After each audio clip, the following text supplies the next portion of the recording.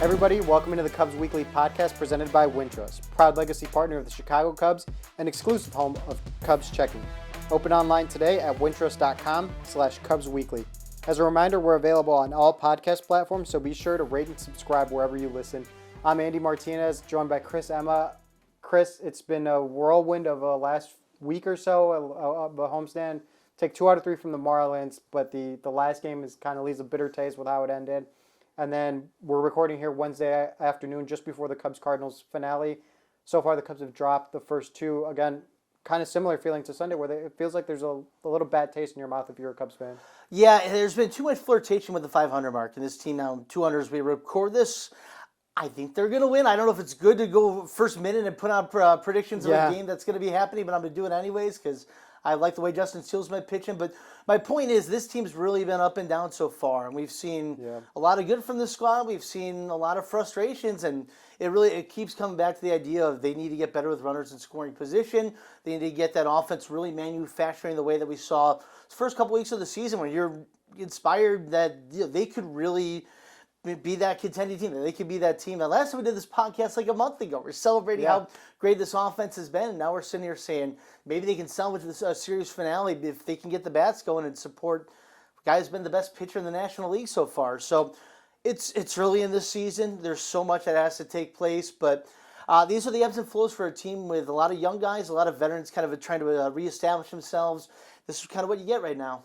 They were the number one, I think that time we spoke, and even towards the end of April, they were the best offense in baseball, right? And statistically, almost every category, they were the best offense in the National League. Like, you thought, like, that's probably not sustainable. Like, just given how the team was constructed, like, that was a nice, pleasant surprise. You were okay with the best offense in baseball. You knew some regression was coming. Cubs president of baseball operations, Jed Hoyer, spoke recently, said that he kind of expected some regression, that they weren't going to be the best. But I think what's been shocking to me is just how much that regression has occurred, right? Where they're getting guys on base, but like you mentioned, they're not driving in the runs, they're not getting the big hit. And Jed Hoyer had a good quote where he said, there's been a lot of times where a 3-run homer or a 3-run double comes in and that game is blown out instead of losing by 1 or 2 runs. And it puts a lot of stress on the pitching staff and on the bullpen, which truthfully, I don't think the bullpen or the pitching staff's been fantastic throughout this year, and even given the injury to Jameson Taillon and things like that, I think the bullpen actually hasn't been that bad. I think it's really, everything's blown up with the bullpen when you give up 1 run because you're losing by 1 run, right? So like if a guy gives up 1 run in the 7th inning, that feels a lot bigger. Whereas like if your offense is scoring and putting up runs and you're up 3 or 4 runs, you give up a run, it's not necessarily the end of the world. Yeah, we saw Tuesday night games. Javier Assad was excellent in relief, coming after Jameson Taillon, who's still in that pitch count. He was only able to go through 3 innings, and Assad was excellent. And then he goes to the 9th and gives up that leadoff homer, and it puts a blunder on what's an excellent appearance for a guy who's really kind of establishing himself as that multi-inning reliever and somebody they're really counting on. And it's a disappointing mark on what's an outstanding day for the most part for him.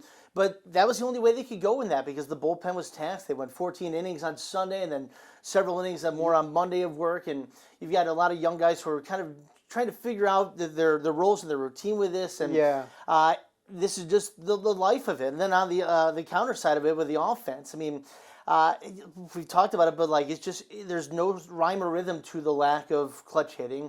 You just kind of hope it turns around. A lot of that goes with the pitching staff as well, just kind of hoping that you keep going at this the right way. You're able to reverse your fortunes and go deeper in ball games, and you get the run support, and you're able to approach these games with winning baseball. Yeah, and that's the thing to me. Like the loss Tuesday night against the Cardinals, Javier Assad, yes, like he was going into 6th inning of relief work, which is crazy, insane to say that sentence out loud. But it was also like kind of a reflection, as you mentioned. Boxberger and Fulmer, David Ross, 2 most leveraged guys, had been pitched back-to-back days prior to that, so they were probably down. Adbert Alzolay had pitched back-to-back days recently, and one of those was in that 14-inning game where he pitched, I believe it was 3 innings, maybe 2 innings, and like he was likely down. Keegan Thompson had pitched 3 innings on Saturday. Like they've not been quiet about how they want to, give him full time rest when he's used in multi innings like that. So like that that was a lot of guys that they were already down that you were hoping that Javier Assad could give you that ninth and you could walk it off. So it's a really tough reflection, but it also goes back to the point where one run is it's tough right now. It's the killing stab for the Cubs right now when they give up a run in the bullpen, and it's not fair to the bullpen guys like Javier Assad. But that's just the state of the offense, and I think there is some randomness. Like there, that's not to say like even tonight.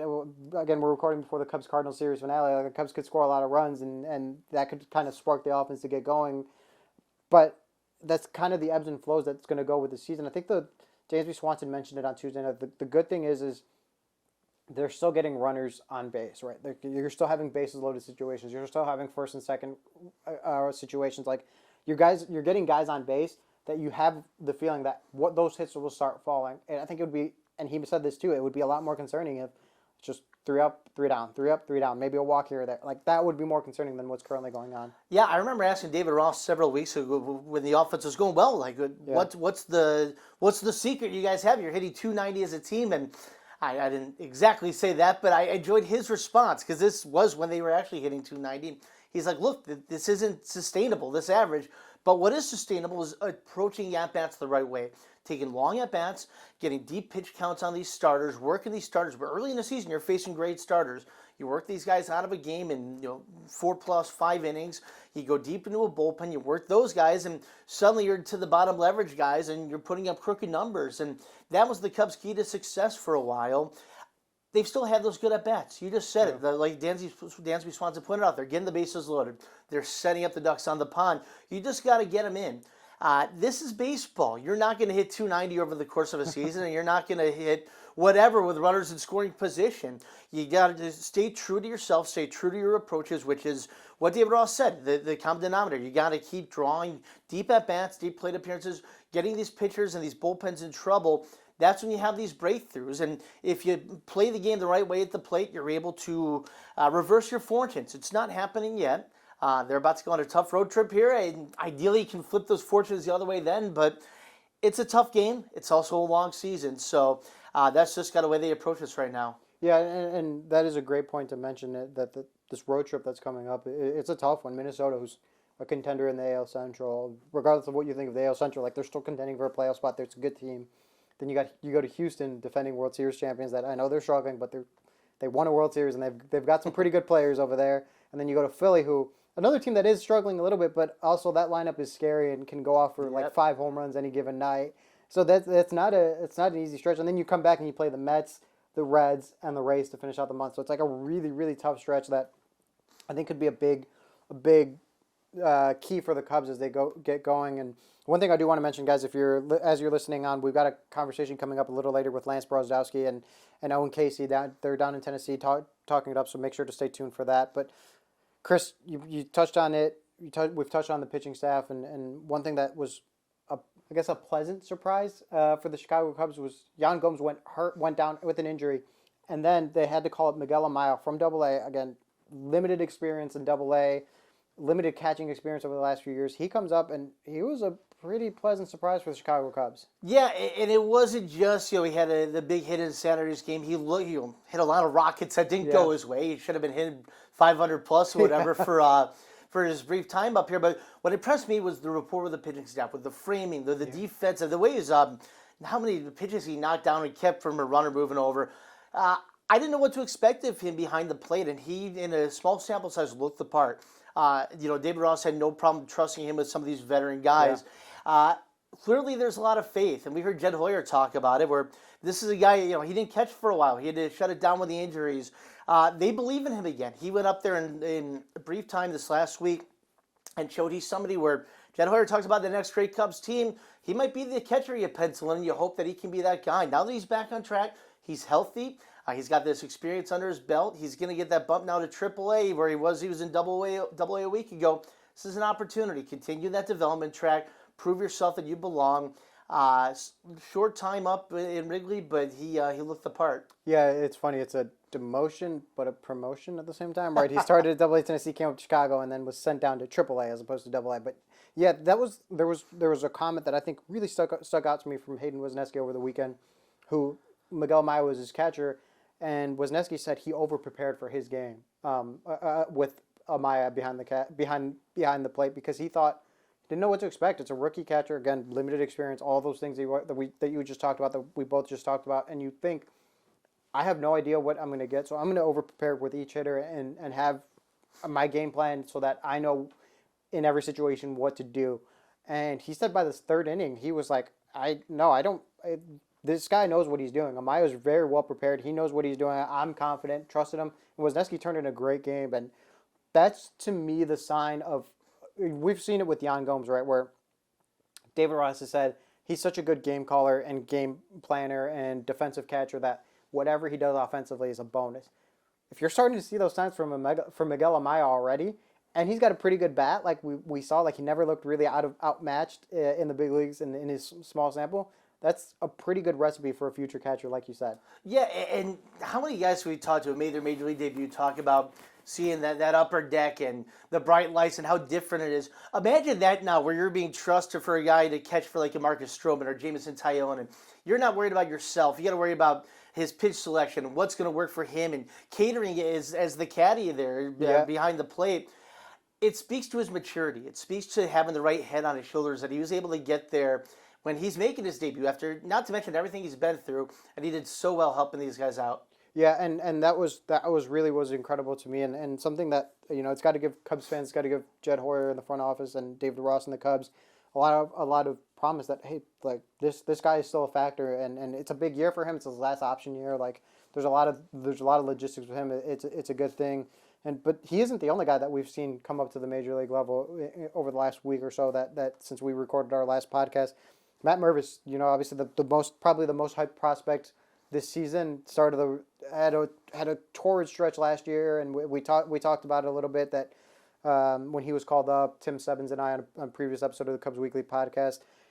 You're excited to see what he can do, and so far, he's put together some good at bats. He's playing every single day. What have your initial reactions of Matt Mervis been? I like his plate approach. There's a maturity there that you can appreciate. You can see just to the naked eye the way that he's working these accounts, and he's fouling off pitches, and he's right on top of so many of these. And he's not gotten the results he's wanted, but he's approached it with the right process. And that, to me, speaks to a guy who's had the right training and the right coaching down in the minor league system. And he's going to really start hitting. At some point, he's going to be hitting in bunches. He's going to get those homers, perhaps, in bunches. I think it's going to be coming for him sooner rather than later, because maybe, I don't know, you start pressing a little bit when it doesn't go your way if you're at this point for long enough. I don't think he's doing that. I don't see him pressing at all. I see him still kind of attacking things the right way. Look, we talked about this team needs that power threat, right? I mean, Patrick Wisdom's your big power threat right now, and there's not a lot of other guys who are hitting a lot of home runs and putting the ball in the alley. He can be that guy. Dave Ross has hit him down to the lineup early for his first week up with the Cubs. I think in time he's going to keep scooting up and up, because he does all the other things the right way too. He's not a guy who's going to strike out a ton. He's going to draw his walks. I think there's a lot of traits within what he can bring, translate from AAA to the majors, that's really going to stick with David Ross, and it's going to boost this whole lineup. And to me, the thing that's been very impressive, and I wrote about it on MarqueeSportsNetwork.com, is his relationship with Eric Hosmer. And to me, that's always like an interesting conversation, right? When you've got a veteran guy and you've got the young guy coming up, like, what's that relationship like? And you always hear the veteran always say, like, oh, I'm here to help the guy. And, like, sometimes when it's genuine, and sometimes when it's not genuine. But with Eric Hosmer, it was very genuine. And he mentioned, like, when he first got to Cubs camp in Arizona at spring training kicked off, he went up to Matt Mervis and introduced himself and said, hey, like, whatever you need, I'm here to help you. And before the WBC, Matt Mervis went to go play for Team Israel, as we remember the WBC. Before that, he was talking to him and said, like, hey, like, I'm here to help you. Here's some things we can work on. And then when Matt Mervis got back from the WBC, Eric Hosmer had been watching, and the two conversed on some things they saw. And immediately, one day they were doing drills, and Matt Mervis is doing back picks at first, right? Back picks to catch the ball on a back pick. And Eric Hosmer pulled him aside and said, hey, like, I'm noticing you're doing this. You want to keep your head behind the glove so that you can see the ball longer, so that you can stay with it and make the catch. And that was something that Matt Mervis really appreciated, because as he told me, he said, this is a guy who's won a lot of hardware, has won a lot of gold gloves. Like, whatever he tells me, I'm going to be open ears. And that was something that he mentioned, that, like, Eric Hosmer has been so welcoming and so opening to him that's what's been so important for him, that he doesn't have to feel like, oh, it's this veteran who's trying to come for my job or try to take playing time away from me. Eric Hosmer's trying to help him, and for Eric Hosmer, the crux of it all is he knows that it can help the Cubs win, and what he wants at this stage of his career is just to be on a winner, and that's why he's taken this role and run with it. Yeah, and Eric Hosmer was in Matt Mervis' shoes back when he came up with the Royals. Yeah. Like, he was that young guy who was coming up with a veteran-laden group that took him alongside and helped him through it. And he said that's part of why he's so open to this role. He's a genuinely good guy. We should say that too. It's not like he's just doing this for whatever. Right. Like, he genuinely wants to help, but he also wants to give back. He understands that he's been in that place too. And he's been a part of a team that's won a World Series in Kansas City. Like, he's got that pedigree to him. You really appreciate those kind of guys, to have those kind of players around, those veterans who are willing to, just like you said, a little thing like that. And by the way, how many of those back picks did Mervis have to save a run or save a inning from putting up a crooked number? He had one in that extra inning game where if he doesn't, I mean, obviously the Cubs went on to lose that, but I think it was like the 12th or 13th inning where he had one of those back picks. Yep. And same with Saturday in that run. game against the Marlins. Yeah, that exactly. ninth inning where Madrigal bounces that one, and great pick by Mervis. That's, again, you like that on the defensive side for Mervis, but with Hosmer in particular, as we talk about this, like, there's such a value of having those kind of guys within the clubhouse who can help. And there's so many young players. We've mentioned a bunch of them already. It matters. It makes such a big difference for a young group that's trying to find the right tracks towards success. And I think they can do it in time. I do believe in where this team is going, even despite a rocky road here as of late. But it's because of the character in the clubhouse that this team can take course. So you're not overly concerned with the Cubs' stretch that they've been on so far lately? No, it's early in the season. There's a long way to go.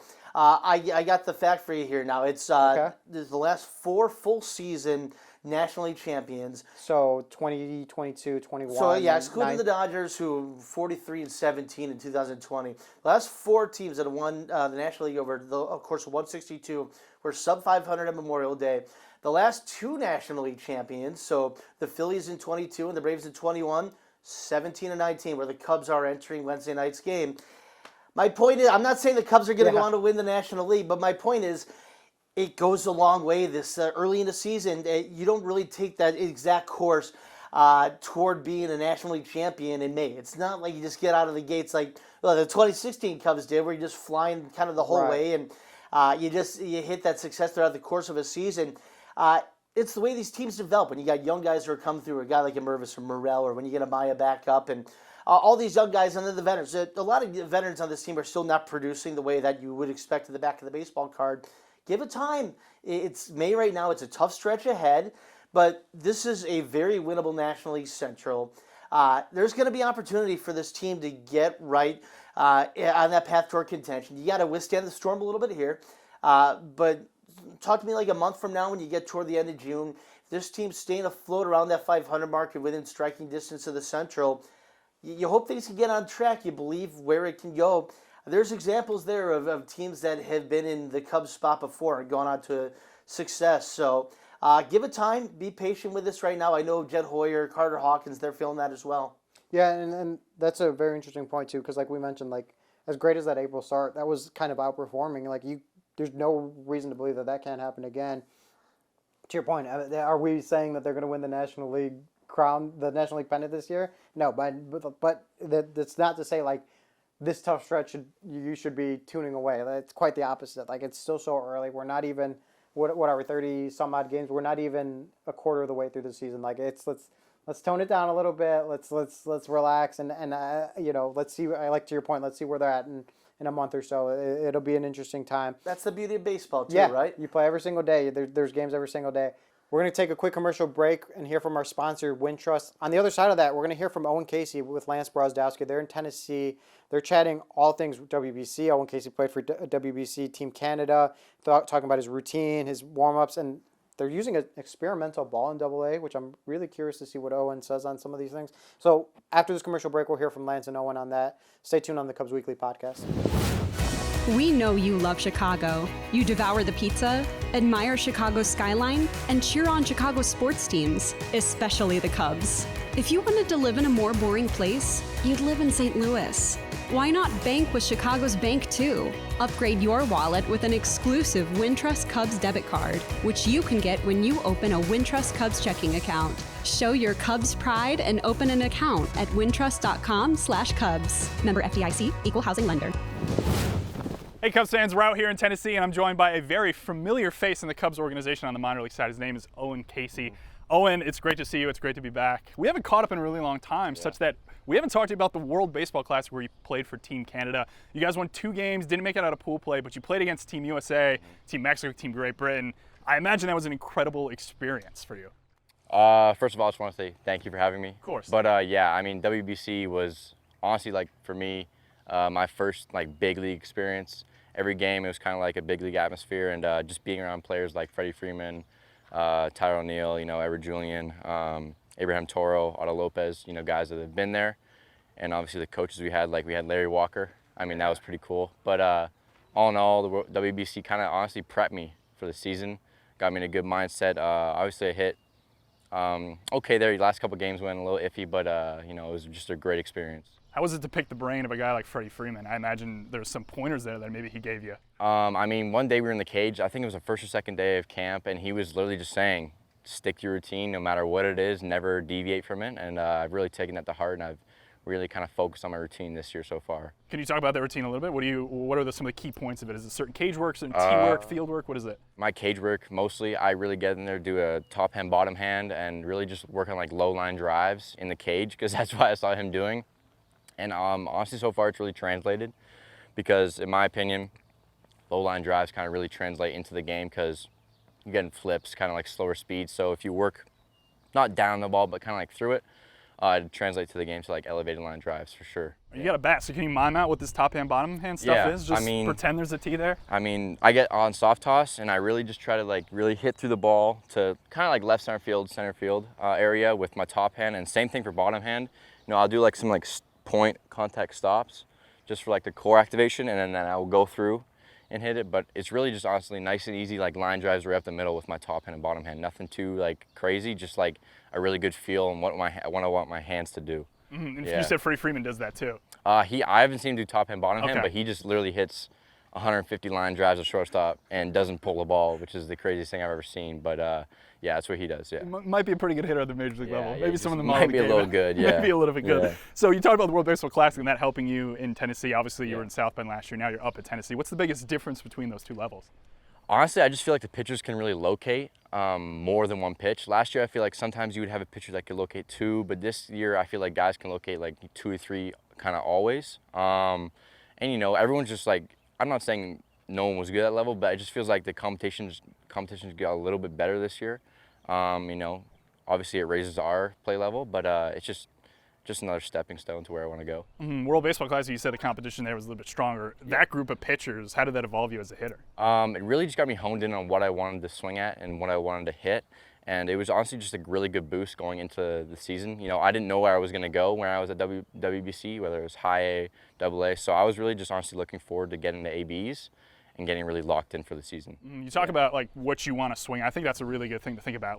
I like looking at things like out of zone swing and in zone swing and kind of the differential between those. It seems like you're really trying to hone in on the in zone swing, what you can match and what you can create slug on. Yeah. We were talking a little off camera about at what point in your swing you kind of shut things down if it's a pitch that you're not maybe going to try to swing at. Can you mime out some of just the general body mechanics you go through in a swing versus a take, if that makes sense? I mean, say I'm looking middle for every pitch. I'm not looking a certain pitch. I'm always on fastball timing.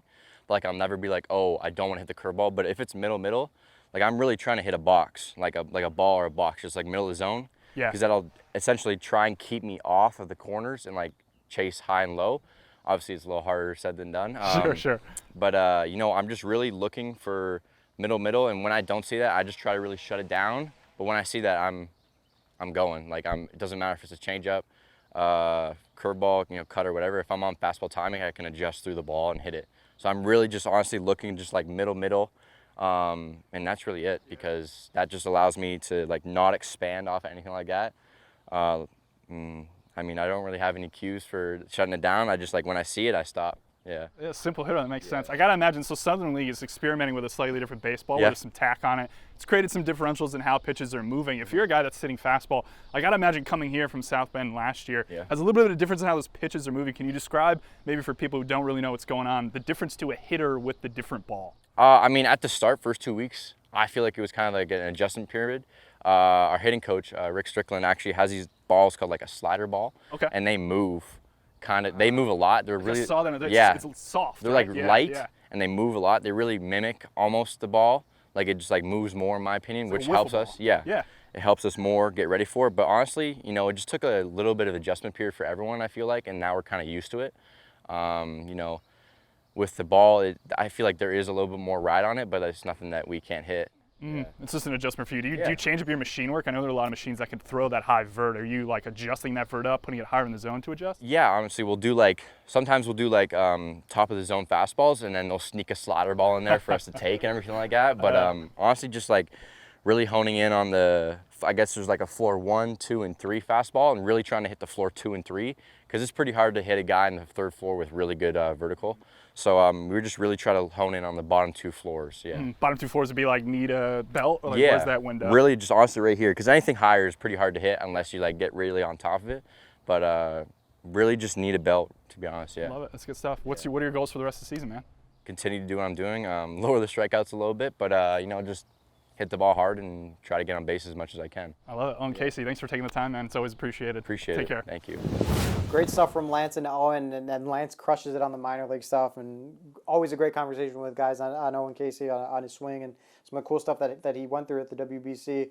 Chris, we mentioned it a little earlier in the pod, but the Cubs go on this crazy road trip with a lot of playoff contending teams. What's the one thing you're looking for or keeping your eye on over this next week or so? Yeah, a lot of what we talked about is just kind of staying true to your approach and hoping that you're able to kind of flip the script a little bit. I want to see this team get some really good pitchers now, right? You go to Minnesota, you face some really strong starters there. Obviously in Houston, you know what you're up against with that group. From a hitting standpoint, I want to see them work some of these great pitchers with deep counts, get their pitch counts high early, get into these bullpens. And look, though, we saw the Cubs early in the season against some pretty darn good starters. Starting with Corbin Burns on opening day, had that right approach. I want to see them get back to that, kind of rise to the challenges some of these groups that they're facing. And on the pitching staff side, I'm curious to see now with Kyle Hendricks, the return ideally. We heard David Ross kind of say that he wants to get Kyle Hendricks back, fully stretched out, ready to go by the time that they're ready to activate him. He's got one more start coming this weekend. We'll see after that. I'm curious to see how this pitching staff looks when they get Kyle back, and if they're going to go with a 6-man group, if they ride it out with 5 and push somebody else to another spot. I don't know. There's a lot of intrigue coming there, but it'll be great to get Kyle Hendricks back. That's a great point. We had it. We didn't really get to it on Kyle Hendricks' second rehab start with Iowa. 5 shutout innings, looked really good numbers wise. Some pitches look great. I mean, Kyle that's vintage Kyle right there. Yeah, and one thing too to make note of, like David Ross mentioned it with like Jamison Tyone, right? Like he's coming back and he's on a pitch count, and the reason you don't want to necessarily call him up too early is like he pitched 60 pitches in 5 innings at AAA. If he's on like a 60, 75 pitch count and he comes up and he only goes like 4 innings, that taxes your bullpen. Yep. Back to the earlier point where you don't want to necessarily tax the bullpen early on. So that's a good point. I'm going to be watching this offense for sure. Like this is what we talked about. This is what I think is the key to kind of righting the ship a little bit. And we saw it. The Mariners, a playoff team last year, a really strong team, took 2 out of 3 from them. The Texas Rangers, a really loaded team, took 2 out of 3 from them. The Dodgers in LA took 2 out of 3 from them. Like they've been playing well against these so-called like big contending teams that like I think it's too early to like hit the panic button going up against like the Astros or the Phillies after that or even the Mets when they come back. Like let's see how they do against them, and the offense will be the key for me because we know what the pitching can do, we know what the defense can do, and if they can do that, that'll be a good recipe for success for the Cubs. Yeah, it might sound silly to say, but I'm not worried about the record right now. I'm not worried about the ebbs and flows that you get in April and May. We talked about it. I mean, there's great teams, championship teams that have had these ebbs and flows too. It's baseball. Yeah. That's just the way it's going to work. I want to see a lot, especially these young guys now. Matt Burvis, first road trip, right? He had a soft landing coming straight from AAA to Chicago, and you get the standing ovations and all that. It's tough now. You got to go to Minnesota. You got to go out to face the defending world champions. You got to go face the defending National League champions after that. It's not going to be that comfortable. It's not the friendly confines when you get at some of these tougher environments. Is he going to be able to avoid pressing? Is he going to be able to kind of stay true to himself? It's what made him successful. I'd like to think yes. I believe in he has the right head on his shoulders, but it's a good early test for him as well. We've seen this lineup kind of lose its form a little bit. I think it's going to change. I really do believe that they're going to get back on track and be that team that's manufacturing runs and putting up some crooked numbers late in these games because you've earned it. But I think this team's got the right culture to stay the course through some of these tough times. And David Ross is the first guy to downplay. Let's not press, let's not panic here. Let's stay calm through this all. I think they got the right people in that group to kind of withstand 9 games and some really tough opponents and a tough stretch for this team. I believe they'll come out of it okay. Yeah, so that'll be a good thing to keep an eye on here. Like as we mentioned on this road trip, make sure to stay tuned to Marquee Sports Network for pre and post game coverage throughout the road trip. Obviously Friday on Apple TV, but afterwards there'll be post game on Marquee Sports Network. And stay tuned for all the coverage at MarqueeSportsNetwork.com and at Watch Marquee on social media. That'll do it for this edition of the Cubs Weekly Podcast presented by Wintrust. Don't forget to download and subscribe to the pod on Spotify or Apple Podcasts. And check us out in video form on the Marquee Sports Network app and on YouTube. For Chris, I'm Andy. Thank you for listening.